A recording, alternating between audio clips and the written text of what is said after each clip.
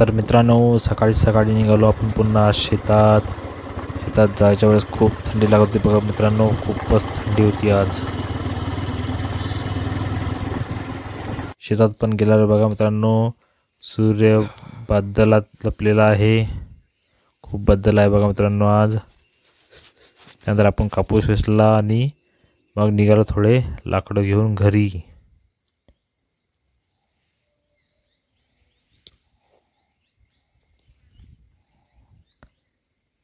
हे गावाच्या साईडनं पण बघा निघालो बघा मित्रांनो.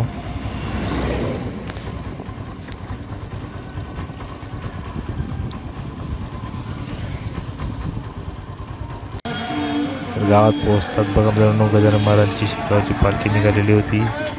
जय गजानन.